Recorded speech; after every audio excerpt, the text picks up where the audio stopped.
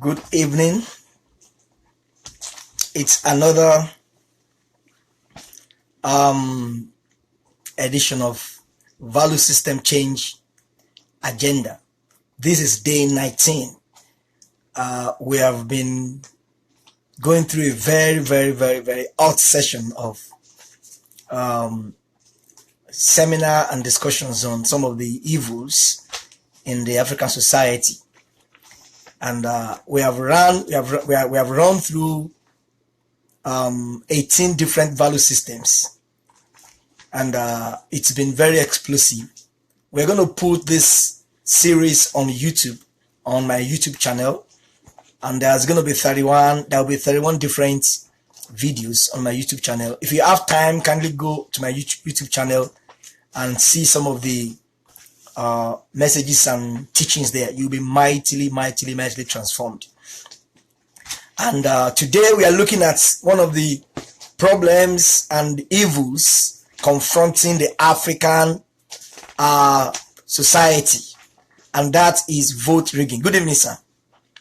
Good evening, Sister Dupe, Brother Yomi, Brother Adebayo. God bless you all. Good evening. We are looking at a very important subject, very contentious, debatable. It has cost many people their lives. It has torn nations apart. It has resulted into civil war, killing thousands and millions of people all across Africa, in Rwanda and Sierra Leone, Liberia, Nigeria. All kinds of evil are traceable and linked to vote selling. Africans selling their votes. Africans collecting money from people in exchange for votes. Every problem that Africans are facing today, if you break them into three, 1/3 of them will go into the bad electioneering process in Africa. The government of many African countries are doing a lot of talkings, but talk is cheap. Talk is cheap. There are thieves, there are vote riggers, there are vote sellers in America, in Canada, in Britain. What those governments do is to put appropriate measures and systems in place. And so you have electronic voting, you have all kind of things. They profile everybody. Everybody has a national ID card, ID number, you thumbprint. And so they still have their way. If they want to rig, they can still rig, but the rate and the scale is very small. You can actually predict the success, predict the result of an election in America or in Britain by the power of your vote. More than 90% of the actual voting will count towards the result. I leave the 10% because they have their own kind of rigging as well. But it's very sophisticated and advanced. But in Africa, countries like Nigeria and other African countries, less than 50% of people's votes count in the election. Even the 50% will be bought and sold. And people that actually put in their vote for whom they like are very few. So we want to look at this very serious issue this afternoon. I wish my voice can be projected into the office of the President of Nigeria, the President of Ghana, the senators. Even if they block their ears, I wish something can pop into their ears. I wish I had the power or something to force people to hear what I'm saying, what I will say tonight. Someone said I should burn all these messages to CD and circulate it around, to people in Nigeria. All those big politicians who are destroying the country. Many of them know the truth. Many of them go to America, go to England, they see all these things. They will not do it. That is why it is better to free the sheep than to free the sheep than to touch the shepherd. Sometimes shepherds are tough and strong, but if you can free the sheep, and the shepherds have no sheep to preside over, then they will behave. So if all the 180 million Nigerians, maybe there are 100 million that can vote, if they can be freed, if they can be empowered with wisdom, if more than 80% of Nigerians decide that they will rather die than selling their votes, it is easier to chase away all of these unscrupulous elements that are ruining the country. So a lot of things have happened in Africa in the last 50 years. In Rwanda, millions of people were murdered and massacred in cold blood. In Sierra Leone, millions of people were massacred in cold blood. Ethiopia, virtually most African countries. And if you trace the beginning of this massive killings of people, you will link it to financial inducement, vote rigging, vote selling. Somebody believe that he's qualified above the other person, and then he bribes people and they sell their vote, and then they rig the election, and the person becomes president, and the other party decides to go to take law into their hand, recruit army, go go into villages, into cities, begin to kill people. Everything is traceable to the power of votes, the ability of people to use their votes wisely, with integrity, and with credibility. The statistics here are very, very serious. I can't go through all of them. Hundreds of thousands and millions of people have been slaughtered, have been killed in the last 50 years all across Africa because of this menace. Because of this menace. And if nobody stands up to speak out against these things will continue. The people that are throwing money around and bribing and buying people to vote for them, they are still there. They haven't run out of business. They are still coming. In 2018, it will be election year in many African countries, particularly a country like Nigeria. In Nigeria, they swear in presidents in May of every year. So the president that will come in May 2019, they won't vote for him in May. They will vote for him next year. So all the primary election, the politicking, everything will take place in 2018. And I want to speak to my friends, speak to my Nigerian brethren, and use them as a template for Ghana, for Sierra Leone, for Cote d'Ivoire. Nigeria is the big brother. I'm using my Nigerian friends as a template, as a prototype. And I'm telling you this evening that you should please shun every vices of selling your vote. No matter the amount of money that people are going to give to you, do not sell your vote to anybody. Make sure that the people that you want to put in places of authority are people with dignity, people that you trust, people that will lead you aright, people that will shun egocentrism, people that will shun selfishness, people that will shun tribalism, people that will shun, people that will not be partisan, people that will be detribalized. These are the kind of people that will be dispassionate, people who will only do the right thing for which you have put them there. Why do people sell votes? Why do you think people sell votes? Why do many Africans, many Nigerians collect money from people and change the results of votes? Why do people engage in election malpractices? The people that are doing these things are not just the politicians. A lot of citizens cooperate with them. They are collaborators. So the people that are doing it and those that are collaborating, they are the same in the eyes of the law. And so for how many years will we be complaining as a nation that we are suffering? For how many years, like I put on my Facebook now, for how many years are we going to be molesting foreign embassies to give us visas? We want to go to China, we want to go to Italy, we want to go to, people are even going to Libya. We want to go to Malaysia, go to America, go to Canada, go to England, because the people living in those countries, they are a bit more reasonable. A bit. They too have their own problems. So I use the word a bit more reasonable with their own votes. A bit more reasonable. And so why don't we get more reasonable than them and begin to use the power of our vote very well?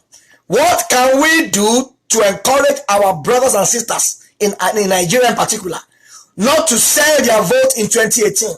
2018 is just 12 more days from now. Will you still sell your vote to that man? That man that is carrying bags of rice around and giving everybody in their houses and asking you to vote for him. Is that the yardstick for choosing a good leader? Is that the yardstick for choosing the man that will steer the destiny of 180 million people? Is that the metric? Is that the KPI, the key performance index, for picking the right person that will handle the boat or the ship or the plane of our lives? Just a bag of rice. Is our life worth only a bag of rice? It is the most degrading thing you can do to any man. To offer you a product, to offer you an amount of money for your will. Can your will be purchased by money? If you put down your feet and you say, I will not do something, can you be swayed by money? Not everybody can do that. But we are all grown into maturity at different levels. Many people have their prices. There are some people $1,000 will not move them. There are some people $100,000 will not move them. But when the zeros become 6 in number and it gets to $1 million and nobody is watching, then they can be bought. Can you be bought with money? Can you be bought with money? Until you answer that question. Now, in one of my books, God of Mammon, I did an extensive study on this thing. Can you be bought with money? Until you answer that question, until you get to a point, you say, if I am standing on the side of truth, there is no amount of money in this world that can buy me. Until you get to that level in life as a human being, you are still very far from maturity. Maturity has different grades. There are some people, if you give them the key of a brand new house in Dubai, you have bought them. They will sell their conscience, sell their votes, sell their will. There are other people you just need to bribe them and buy them with a woman. Once they see a beautiful woman, including Christians, sometimes including pastors, they will only do it in the secret when people cannot see them. Can you be bought? What is your price? Somebody told me one day, he said, every man has a price. What is the price for your conscience? What is the price for your morality? What is the price? If you see 7 zeros, will you sell your products, sell your vote? If you see 10 zeros, will you shift from the side of truth to the side of lie? Until you answer that question. Now, don't rush to answer that question. Many of us have not been tempted to that level. And I'm speaking to myself as well. But I want to prepare our minds. I'm speaking to many of us that are not even living in Nigeria, but by tomorrow morning, a lot of Nigerians and people from Africa, they begin to watch the video all over again. And I'm speaking to everybody, all my friends. What is your price? What is the price of your morality? Can you be bought when you are standing on the side of truth? Do you think you can withstand the pressure of money? Do you think you can withstand the pressure of 2 brand new mansions in Dubai? Do you wish you can withstand? Do you think you can withstand the pressure of an oil block? Just take one oil block and you begin to think for the next 100 years, your family and generation can never suffer again. But you may not suffer again, but hundreds of millions of people will suffer for it and pay for it. Every election that you sell is tantamount to selling the future of millions of people. Every single vote that is exchanged for money is an exchange of value for millions of people. It's an exchange of poverty, of prosperity for poverty for millions of people. It's an exchange of illiteracy for literacy for millions of people. It's an exchange for lack of education, for education for lack of education for millions of people. It's an exchange of armed robbery attack, an exchange of security for armed robbery attacks for millions of people. It's an exchange of so many terrible vices. It is a very serious issue. A majority of our people that are complaining and whining and crying and cursing the government, many of them are collaborators with the money bags. The money bags and the unscrupulous satanic agents that have made a vow to ensure that they crush the destiny of our nations in Africa. They are preparing now. Many of them have put their machineries in motion. They have started looking for money. They have started sourcing for funds. And they will bring their money again to you. Will you collect their money from them? Yes, you need money. Yes, things are hard. Yes, with $1 million or 1 million, whatever, you will not be poor again, according to you. According to you. Because a millionaire is not someone who has 1 million in his account. A millionaire is not someone who has 1 million in his account. A millionaire is a man that is worth 1 million people. There are some rich people, when you mention their name, people will hiss.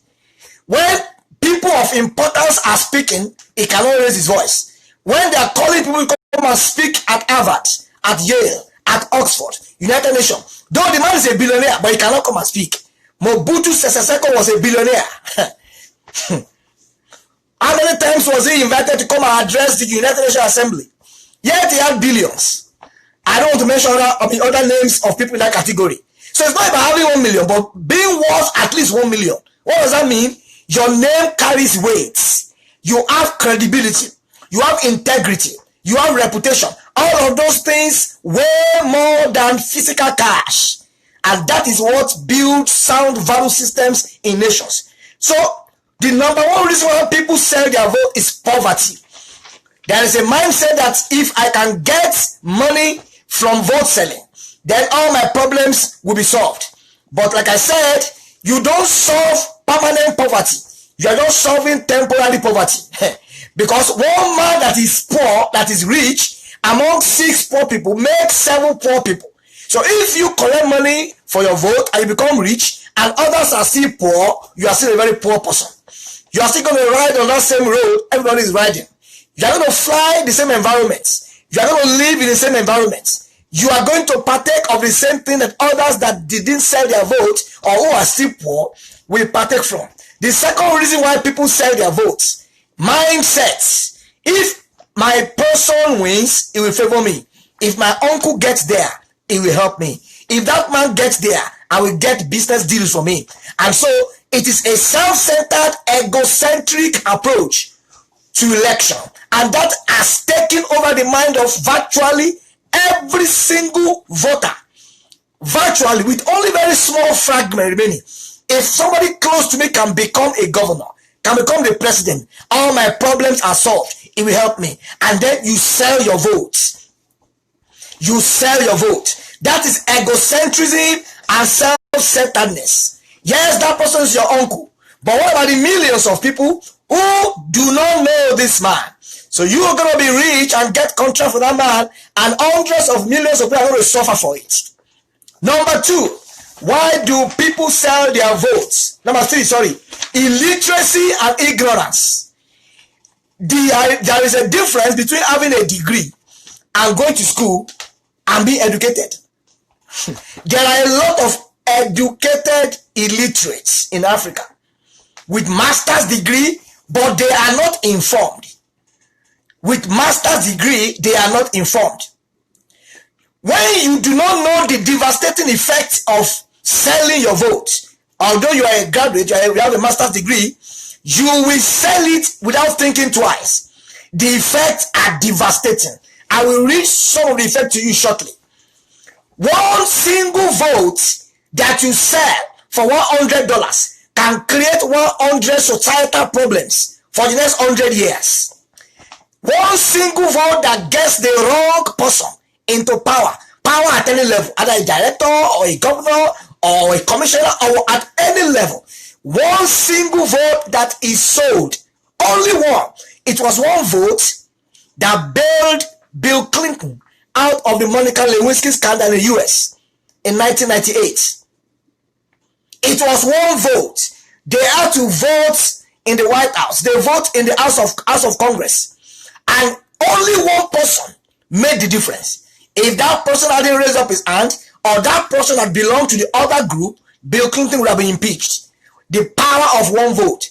Is it not only me? We have hundreds of millions of voters. My own vote will not count. Let me just sell it. Now, somebody is saying that you don't know what is going on in the mind of other people. My own vote doesn't count. Let me sell it. His own vote doesn't count. He sells it. Our own vote doesn't count. He sells it. And everybody is saying the same thing in their own house. It doesn't count. It doesn't count. It doesn't count. We now come together and become 100 million. It doesn't count. That is how it operates. That is how it operates. That is how it operates. The number 3 reason why people sell their vote is religious sentiment. He's a Muslim. He's a Christian. And I will do anything possible to get him there. And the guy comes to you, gives you money, you sell your vote, I will vote for you. Results have been proven to be greater than religious affiliation. If a Muslim will turn the economy of a country around, so be it. If an idol worshiper will turn the economy of a country around, so be it. Virtually all of the leaders of Asian countries are idol worshippers, worshipping Buddha and Hindu. And many of us are looking up to them to lend us money, to train us. Many Africans go to Japan, go to China to buy things and ship them back to Africa to sell. Many American companies, many American businesses owned by Christians are looking for Chinese workers because they are paid, they collect cheap amount of money. Many of them are now locating their companies in China among Hindu worshippers because they are wise and they are able to organize their own society to favor trade, and then we're going there. Religious sentiment is one of the major killers in the African political environment. Religious sentiments. Religious sentiment. Whoever is going to achieve the results is a leader. There are many people that claim to be Christians but are not wise. There are many people that are not even Christians and are wiser. It has nothing to do with politics and leadership. These things are principles of life. Why do people go to hospitals and when they want to use a doctor, they ask the doctor, are you a Christian or a Muslim? Do you hear that? Is that common? Do you want to fly a plane and get to the airport and ask the agent, is the pilot a Muslim or a Christian? You don't care about it. As long as the guy can fly you and land you, then you jump on the plane. I have never asked such question in my life. So when it comes to politics, people bring in religious sentiments. Say, I want this one to be there. I want that one to be there. Religion has been proven to be one of the greatest detractors. It distracts people completely from what matters. People begin to major on the minor and minor on the major.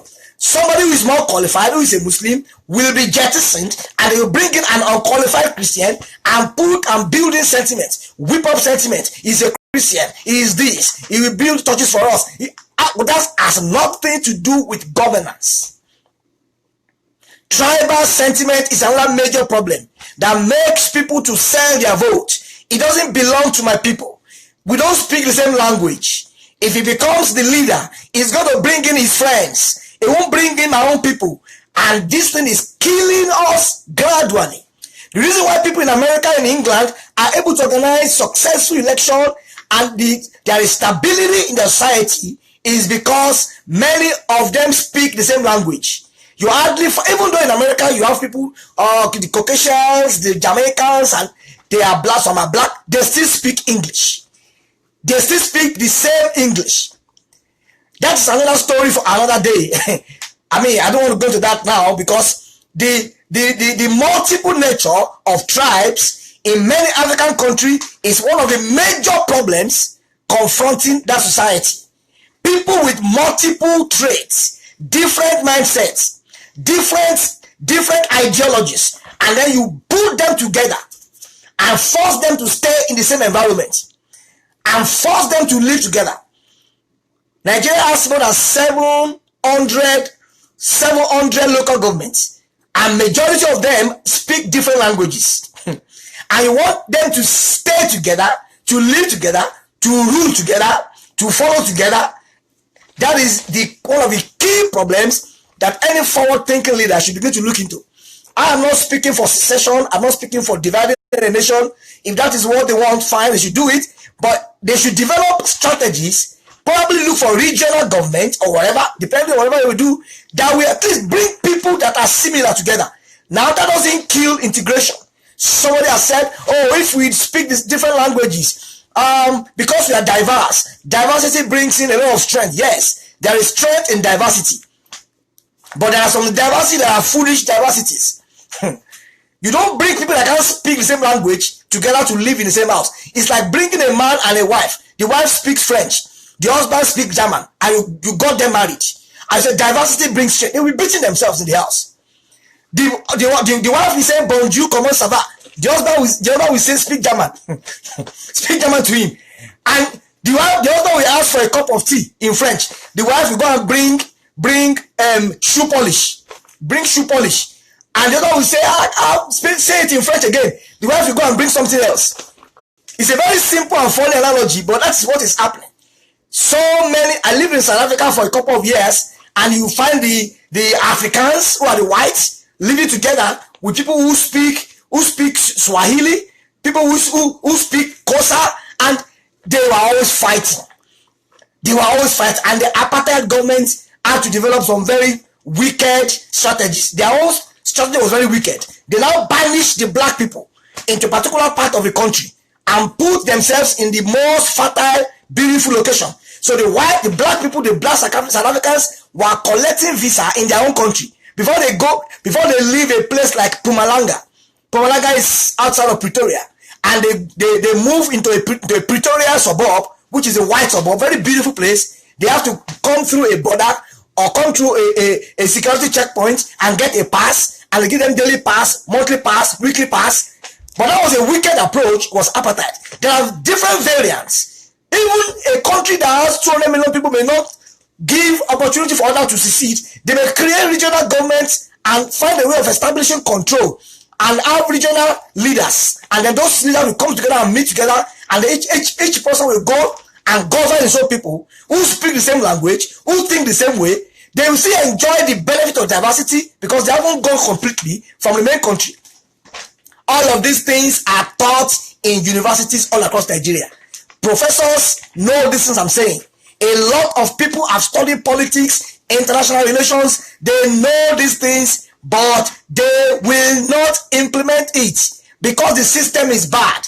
I cannot forget the lecture I took from Professor Jeffrey FIFA, Stanford University in the United States, on leadership. And the man said to us, he said, when you put a good leader in a bad system, the bad system will turn the good leader into a bad leader. So it's not an issue of looking for good leaders all the time and closing your eyes to system. As you are sourcing for good leaders, you must be working on sound systems. The problem we have with election rigging, vote selling, has to do with the system. The system. There are so many good leaders that want to rule, that want to be in places of leadership, but they are always schemed out because many of them don't have money. Those that have money are the bad leaders, so they give people money, people sell their vote, and they scheme out the good leaders. Until Nigeria and African countries in general get to a point that people who don't have money win election, there is no progress. Until we de-emphasize the role of money, until we make an average carpenter, an average bricklayer, but who is a very good leader, matured, brilliant man, make him accessible to the place of leadership without any money involved, African countries can never progress. As long as we continue to emphasize and promote financial inducement, financial power, then the people who have money, majority of whom are not good leaders, because I have observed it. All those guys that have money, that a man is rich doesn't mean he's a good leader. Leadership comes with a lot of traits. I have done a lot of study of leadership. The two core skills of a leader that you cannot negotiate on any ground: the ability to motivate people. There are three core skills: ability to motivate people, ability to influence people, and ability to inspire people to achieve a common goal. Motivation, inspiration, and influence. So anybody that has that skill, whether he's a carpenter, as long as he can communicate, he can speak very good English, and he can communicate, people can hear him clearly, is qualified to be a leader. He doesn't have to be a president, can be a councillor, whatever, but majority of those guys don't have money. So what they do is that they will now look for people who can sponsor them, who have money, and majority of such people are corrupt people. So when that person invests $10 million in your political career, and you become that whatever, become that councillor or whatever, the next thing he will tell you is this: the money I have given you, I want it back 10 times. In fact, he would have made an arrangement with you. That is very common. Everybody knows this story I'm telling. It is very common thing. But who are the leaders who will stand up in our nation and stem the tide of this evil? Nobody is saying anything, because most of our leaders are beneficiaries from corruption.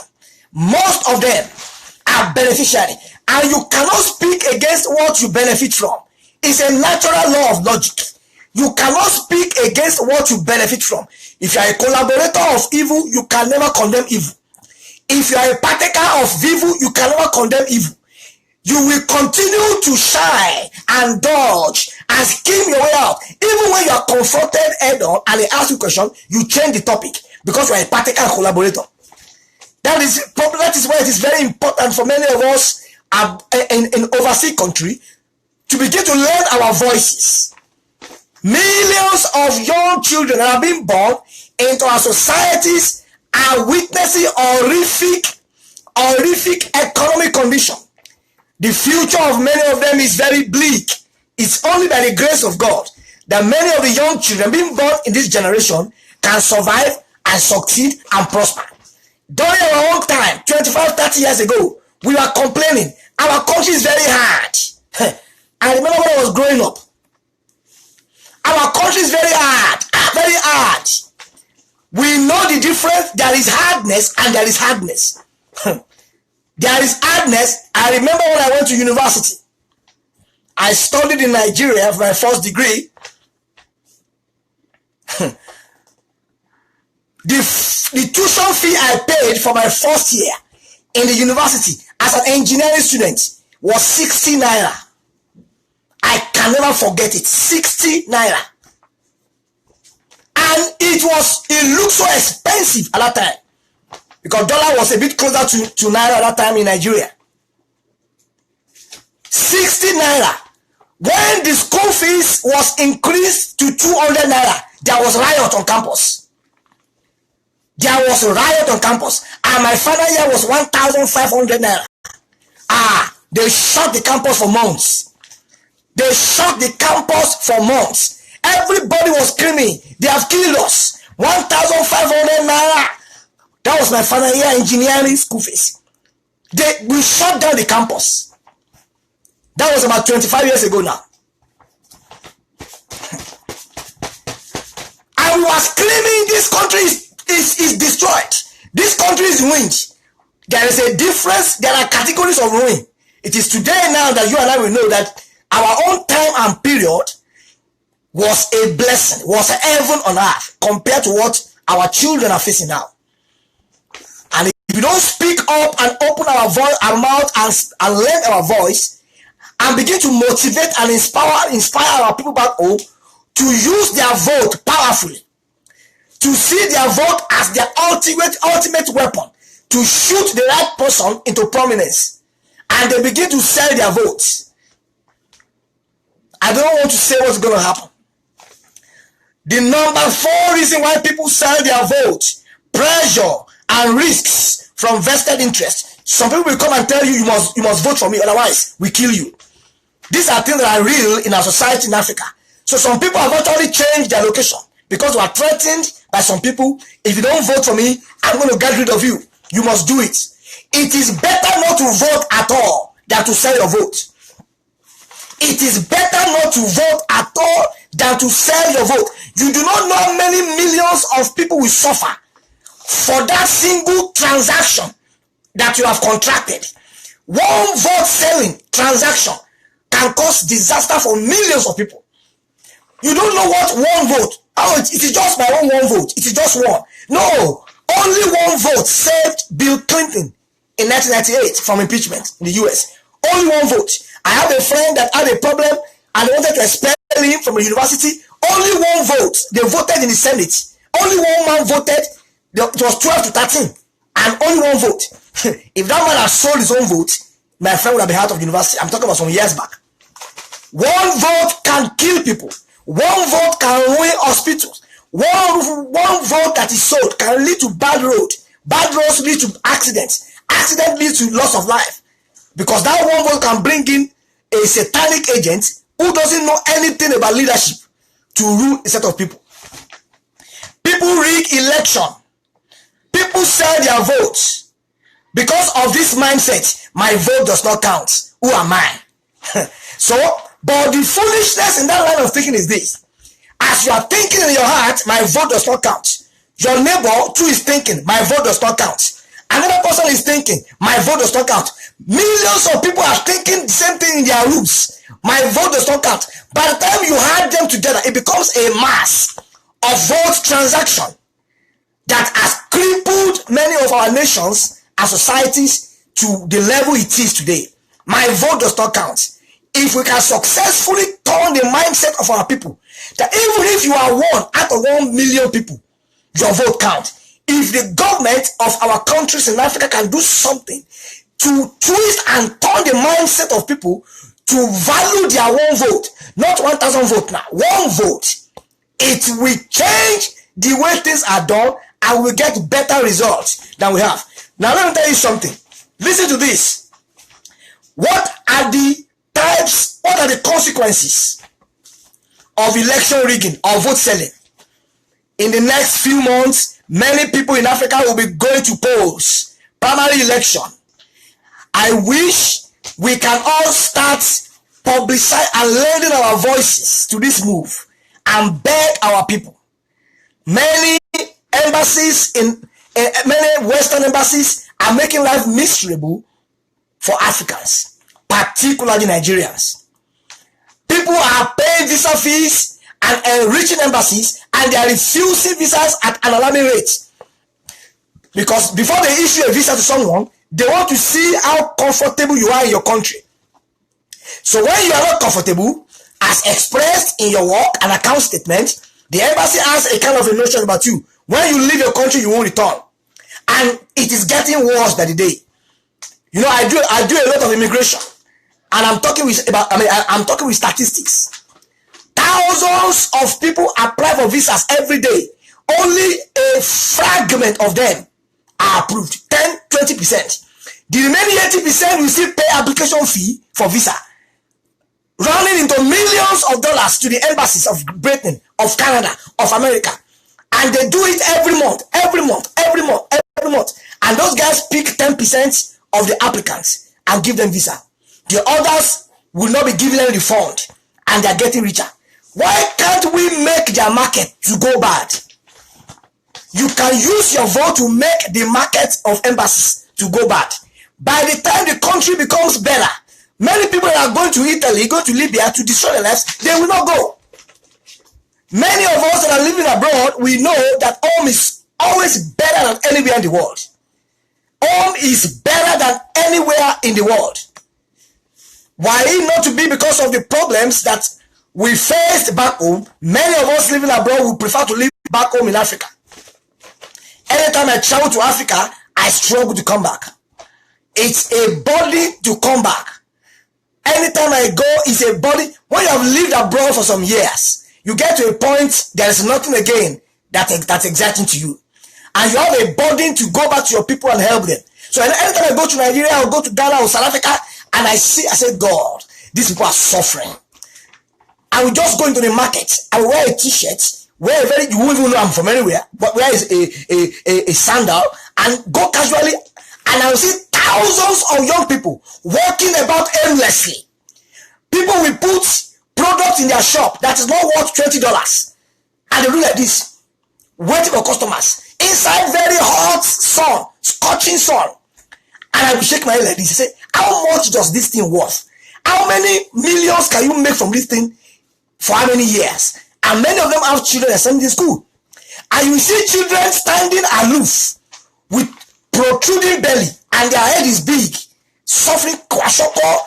Go into a normal market environment. Don't go to shopping mall. Don't go to ShopRite or Price or Mr. Peak, wherever, Mr. Price in South Africa. All those big shopping malls, rich people go there. Go, just walk into an average market in Ghana, in South Africa, in Nigeria in particular, and pretend, just wear a normal clothes, don't wear a flashy clothes, and you see thousands of people walking about aimlessly. And I will shake my head and say, these people have been robbed. That was a statement that came out of my mouth last year. I said, these people have been robbed. These people have been robbed. Sometimes I will deliberately go and buy stuffs, and I will tell them to keep the change. Just keep the change. Just take. Sometimes I will know the price of a good. I will overpay for it deliberately. Just take. I wasn't wasting money, but my heart is gripped with compassion and love. I wish I had enough money to empower all of those young people. Where did this problem start from? Bad leadership. Where did bad leadership start from? Election rigging. What is the fuel for election rigging? Vote selling. Vote selling. When people use their votes to solve temporary problems of food, clothes, and water, to create permanent problem that will last them decades. When you sell your vote in 2018, you will elect new breed of bad leaders. Let me tell you something. Every new generation of leader is an improvement on the previous. That is a law in leadership you must write down. Every new generation is always an improvement on the previous. So, if you have had a generation of corrupt leaders, and you do nothing about it, and you repeat the same system, the same process, the same system of rigging, the new breed of leaders will be more corrupt than the previous one. That is why each year I want to do the analysis of corruption in Africa, in Nigeria. The money stolen in a present administration is always bigger than the one stolen before. Because everybody is waiting for his own turn. It's like a national cake. Everybody is waiting for their own turn. As soon as the curtain is lifted and they dive into that place, they begin to share the cake. Election of bad leaders. That is the first consequences. I can spend a whole day talking about leadership. Leader at different levels. At different levels. Leadership, everything starts and stops on leadership. There are many good people that can take righteous decisions all across Africa. Many of them don't have money. They don't know people. And because the system has been designed in a way to favor the rich, true leaders have not been imagined. So we'll be having egocentric, selfish, self-centered, wicked, satanic leaders who are only looking for the slightest opportunity to enrich their pockets at the detriment of the safety, of the prosperity, of the education of millions of people. But the power is in our hands as a people. Number two, violence and civil unrest. Many people will die because you sell your votes. Because you sell your vote, many people will die. It has happened repeatedly. The Rwandan genocide came out of an aggrieved insurgent group who felt that their leader was supposed to be the head of Rwanda. And some compromises have entered the game. Somebody has paid somebody. In Syria alone, the blood diamond problem that happened, some people were using diamond to buy weapons. They didn't have cash, so they would get diamonds, give diamonds to a particular country, get weapons, use weapons to kill people. That was not the start. What started it was election problem. Who is going to be the leader? Who will be in charge of this country? Who will be in charge of this country? Who will be our president? And one party says, no, we want this one. The other party said, no, it must be our own leader. And then they began to exchange money, buying people, paying this one, paying that one, and everything collapsed. Everything collapsed. Do you want to know how many people have been killed in Nigeria in the last 20 years? Because somebody sold his vote. So, for every blood that is shed in a nation due to election violence, everybody that sells their vote are collaborators. Can you now see that the blood of many people are on our hands? And like I said 3 days ago, blood has a voice. Blood can speak. For every blood of the innocent that has been shed in Africa, in Nigeria, in Ghana, due to election violence, the people whose corruption led to that violence are carrying blood on their hands. And blood always speaks. The blood of Abel was speaking judgment against Cain. Judgment. Judgment. Judgment. In the book of Hebrews, the Bible repeated it, that the blood of Jesus speaks better things than the blood of Abel. So blood has a voice. Blood can speak. So the reason why many of us are going, many of our countries in Africa are going through repeated financial and economic crisis, the land has been desecrated. The land has been polluted due to so many unwanted shed of blood. Because the money bags and the satanic agents who have a lot of money, they have come around to buy people. Bring your vote, take money. And the other party will feel aggrieved. I am the one that is supposed to be the governor. I will show you. And we go and recruit thugs and mercenaries and take laws into their hands, begin to kill people. How many times have you ever heard that they did an election in England and were killing people? How many times did you hear that in Canada they voted a new president and they went to the house of the director and they shot him dead? Because they will not sell their vote with money. Anything that money is involved in will always lead to problem. It's a general principle of life. Anything, because money itself is a means of exchange. And the Bible tells us that the love of money is the root of all evil. Anywhere you find the love of money, all the evil in this world is there. Money will make people to change their mind. Money separates separate husband and wife. Money destroys marriages. Money, it is a very important tool. We need the money to spend money on, but when the love of money is in play, is in any equation, it messes things up completely. Economic crisis is a fourth consequence. Oh, the value of the cipher has gone down. Oh, the value of the rand has gone down. The value of naira is crashing. Your vote is contributing to the collapse of the value of the naira. Because if you had not sold your vote and you had cast your vote for the right person you love, the right leader would have emerged, who would have had enough brain and wisdom to put the economy in order. So when you see people pointing finger, it is the fault of the leader. It is the fault of our governor. He's a useless man. He's a stupid man. No, you collaborated with him. The two of you are the same. The man you are pointing one finger at, 4 of your fingers are pointing back at you. Because if you didn't sell your vote that took him there, it wouldn't be there in the first instance. Political apathy. You know what apathy means? Mr. James, are you not going to vote? I'm not interested. If I vote, my vote doesn't count.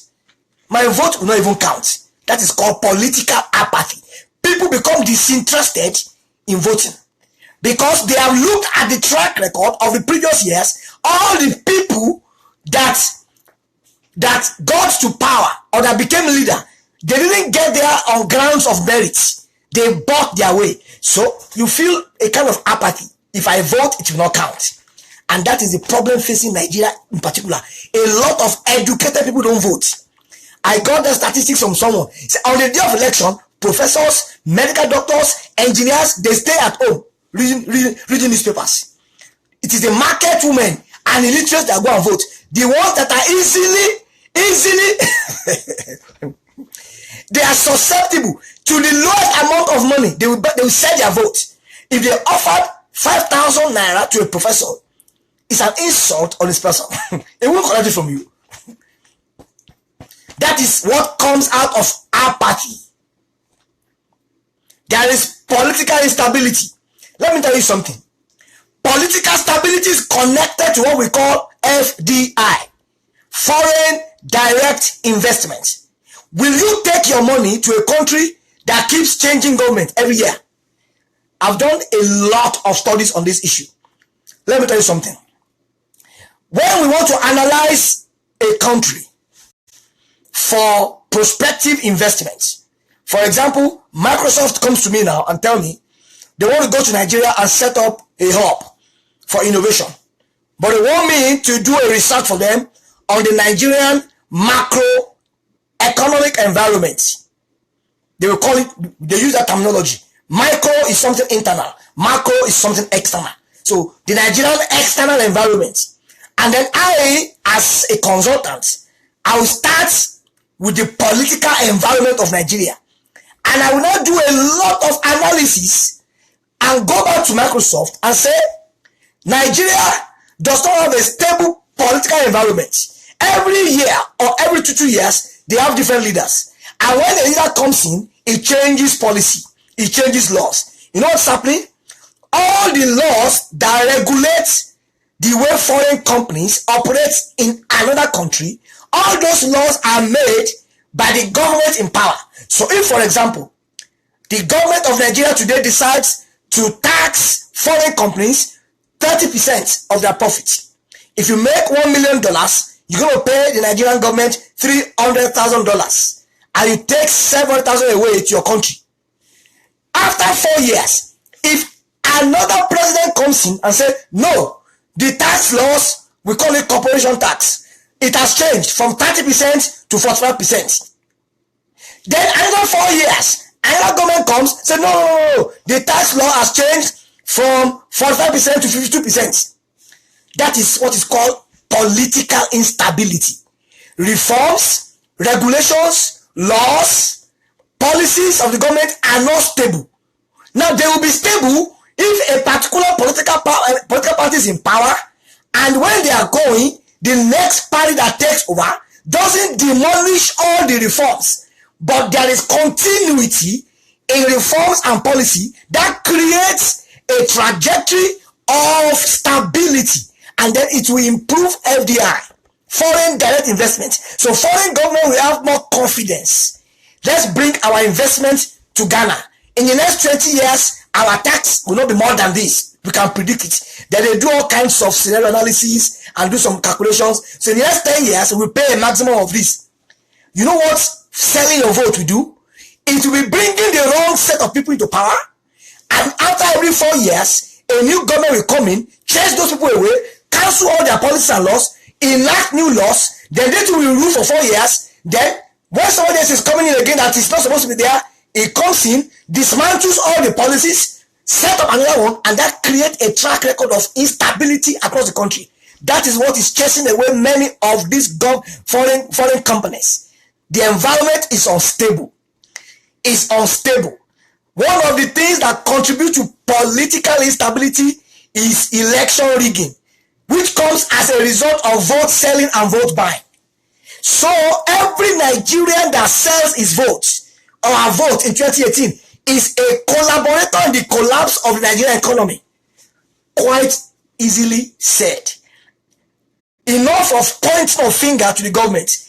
If they bring money to you and you collect money, you have partaken of poison, and it will haunt the nation for another 4 years.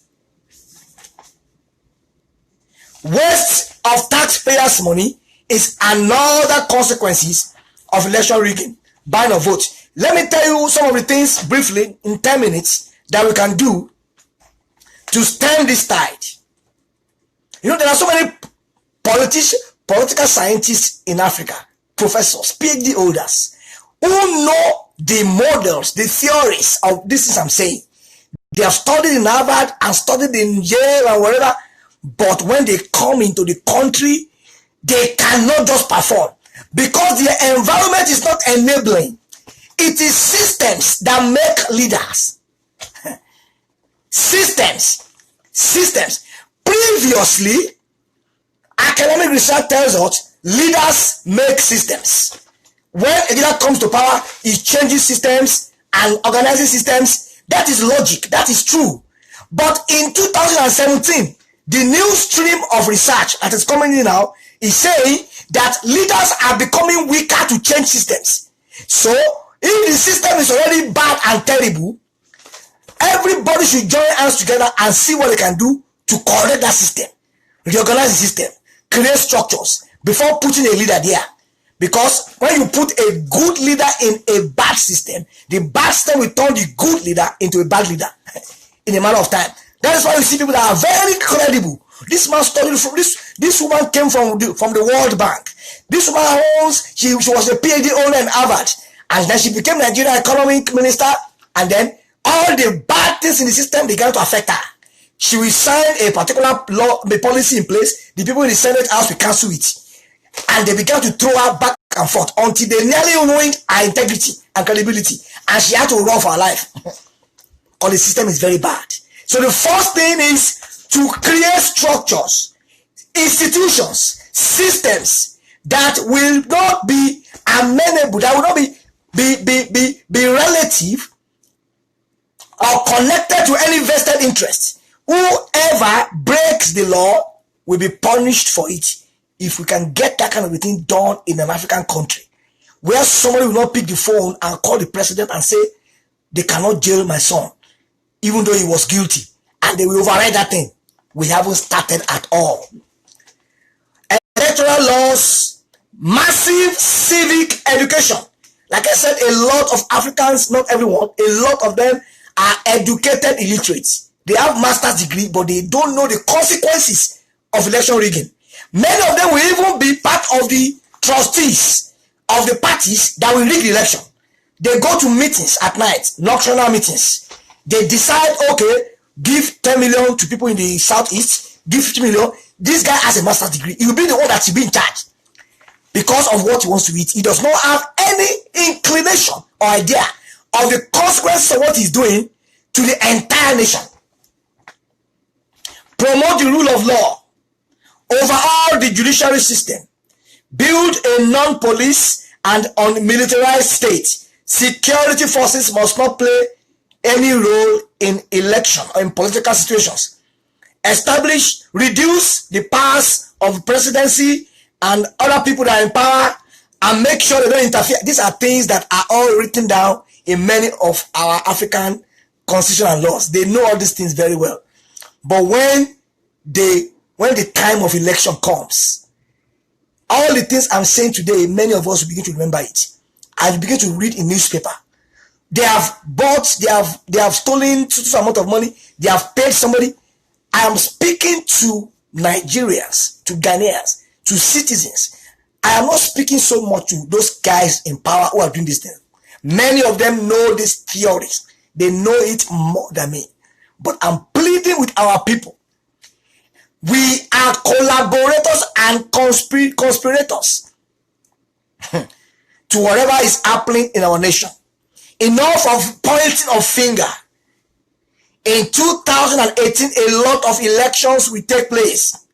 Money will be flowing around. What is your price? How much can they offer you to buy your conscience? Until you can control the appetite and thirst for money, you have not yet become a matured person. One of the greatest things you can use to test maturity is money. It's easy to say, no, I won't collect money. When you see 6 zeros, 7 zeros in your account, what will you do? So it's always good to prepare ourselves now before such days come, so that you'll be fully prepared to damn all the consequences. The blood of many innocent people is in the hands of many citizens.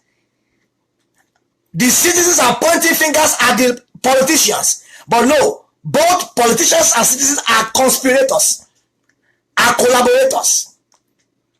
Because when somebody offers to buy your vote and you agree to sell it, the two of you are involved in the illicit trade of vote. And all the consequences of the nation will be shared equally by both the buyer and the seller. And so this is the 19th session of our value system change agenda.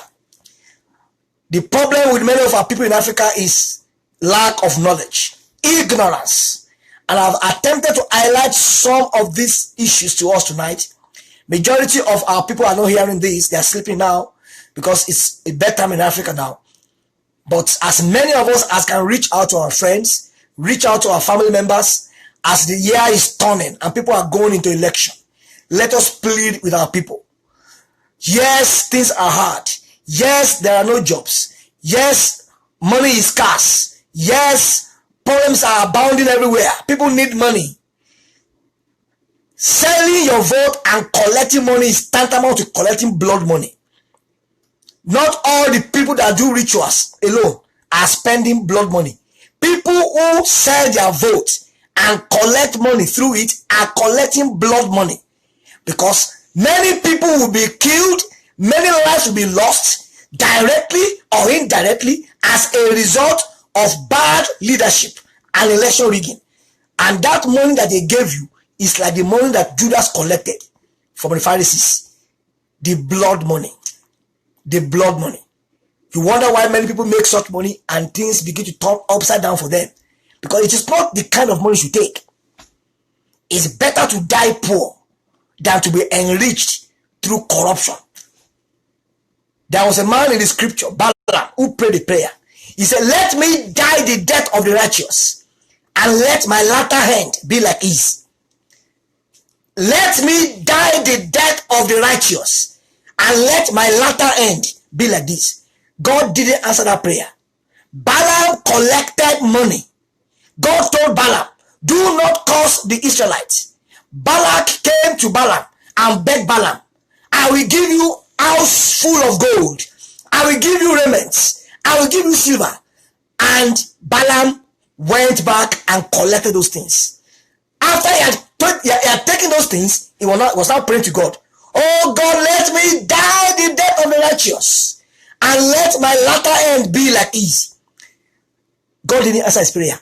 He died a shameful, painful death. They killed him like though he wasn't a prophet of God. There is a stage a man gets to in life when he says, I will rather die saying the truth than to stand on the path of injustice, of corruption. Only very few people can say that in our generation. The crowd is getting bigger. The people that can say some things are thinning out. They are thinning out, a small fraction. I'm pleading to God to help me to be among those few category of people. And I'm asking God to help you too. When the money bags know that nobody will collect money, out of 100,000 citizens, they offer you money, I don't want. This one, I don't want. That one, I don't want. They will put their money in their pockets. And our votes will begin to count. I'm trusting God for a day that will come in the societies we have in Africa, using Nigeria as a template, that our children, our adults, our students, our young people, our professionals, on the day of election can say, let me die the death of the righteous. I will rather be righteous with my vote and die than selling my vote. That is the generation that will usher in a change to our nation. That is the generation that will usher in true leadership in our nation. Until we reach that stage where people no longer use their circumstance and situation as the ground for selling their vote. I'm poor. I have to pay my children's school fees. What will I do? The man of our money, we took it. Until we get to a point where we say, my children will rather remain illiterate than me taking money from corrupt politicians to vote for them. I will never do it. When we get such people in the society, leadership and change will emerge. Thank you so much for listening to me tonight. God bless you. It's quite late. And please help me share this video on your timeline. People are being transformed and changed. Tomorrow is another day, and it promises to be explosive as we dig into another value system in the African society. This is Value System Change Agenda, day 19. Tomorrow is the 28th day. God bless you. Have a nice, sweet sleep. Have a nice, sweet rest. Take a hot drink if it's cold in your area, or take a cold drink if it's warm. It is very cold where I am now, so I have to go and take something hot. Thank you so much. God bless you.